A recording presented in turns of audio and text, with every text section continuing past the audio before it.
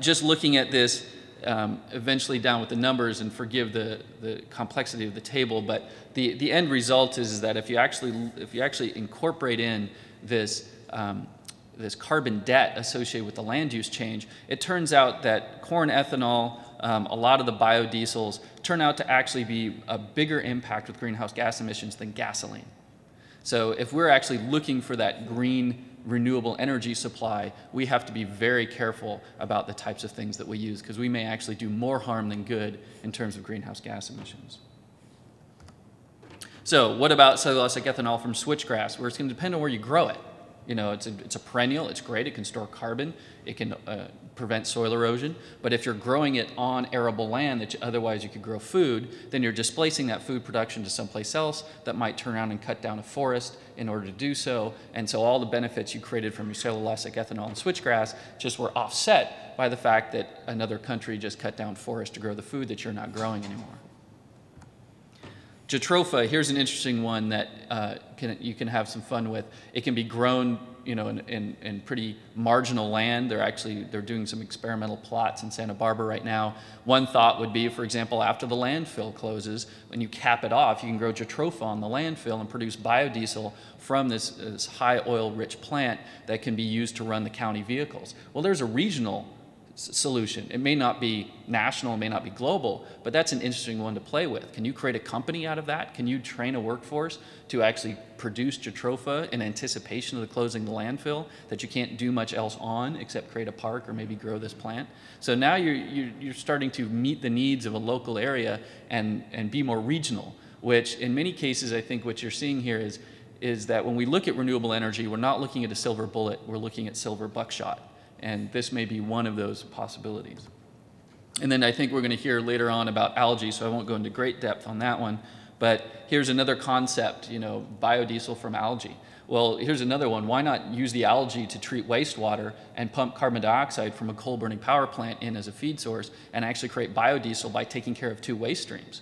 You know, that's a pretty interesting idea to pull off. But you know, students wouldn't necessarily be tying those things together unless the bigger picture is brought to them and they have that opportunity to explore it.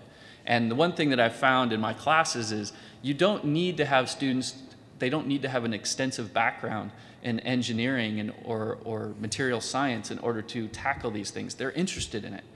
They're concerned about it. And so in any classroom that you teach, you can get this type of discussion going. And I think it's just gonna make your teaching, I think, that much more enjoyable. And the students are gonna see this relevance of the stuff that's going on in class. And now I'm gonna expand it even a little bit further. Energy efficiency, I'm glad to hear, is also part of this panel, because the fact of the matter is that's gonna be our best scenario, I think, into the future. Amory Levins, the Rocky Mountain Institute, says that the best source of energy is the negawatt. It's the energy you don't use. That's the cheapest, most efficient, most sustainable form of energy. So that's one that I think we have to look into. We're talking about renewables. We have solar, wind, geothermal, tidal. I mean, I'd love to see us do a little bit of work with tidal and see what the possibilities are with that. I always was wondering if Santa Barbara City College might lead the way on that one. We have a great coastline right down the hill. But we haven't yet approached that. That's still in its infancy. But then I'm going to ask the question, what about things like water, food? What about urban planning? We're talking about renewable energy. But the fact of the matter is there's no way that we're going to take renewable energy and offset the amount of fossil fuel energy that we're using today in a short enough period of time to really deal with climate change. We have to become extremely energy efficient. And students, I think, can be broadened into thinking about this. If you're going to talk about energy, you can also be talking about food. You can also be talking about water. In this graph here, this is from the U.S. Department of Agriculture and our EIA annual review, and it was just looking at the U.S. energy consumption by stage of production of food. And this is in quadrillion BTUs. So you see agriculture, processing, packaging, transportation, wholesale, food services, and of course at the top of that list is households. So the amount of energy used there, total energy use in the U.S. is 94.6 quadrillion BTUs. So you're looking at a significant percentage that's just in our food supply.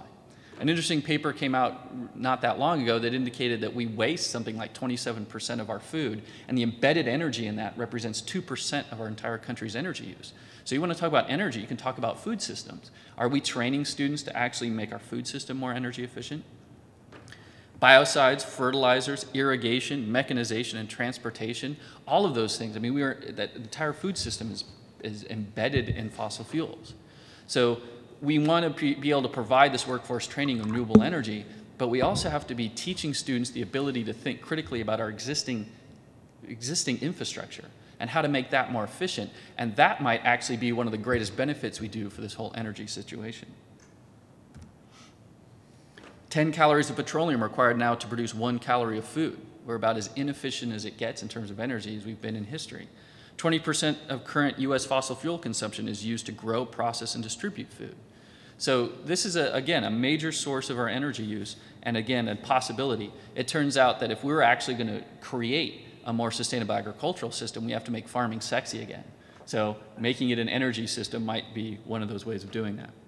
Electricity is, energy is also associated with water. 19% of the state's electricity in California goes to moving water around. 30% of its natural gas is used to heat it. 88 billion gallons of diesel fuel a year is generally used to pump it. So a water system and understanding water systems is also embedded in energy. And then what about urban planning? We design cities around cars. We're sitting in one of them. On my way in, I went through an extensive array of concrete overpasses in order to get here. Are we going to make that a solar-powered system? Is biofuels really going to replace all the energy required to move those cars around? Probably not. So how can we redesign urban systems? I encourage you to look at eco-city builders. So I think what I want to do is expand our idea of energy conservation. What are we doing to train our workforce in organic agriculture, rainwater catchment, gray water systems, nutrient cycling, eco-city design? What about product design? How much energy are involved in these things, and can we actually get students interested in all of these potential green jobs in the future and actually show them that integration in with energy so that renewables is just one of the tools in the toolbox. And then finally, what are we doing in terms of living laboratory? I'd love to say this is our building. It's not. It's at Oberlin. David Ord, Oberlin College, is involved in design of this.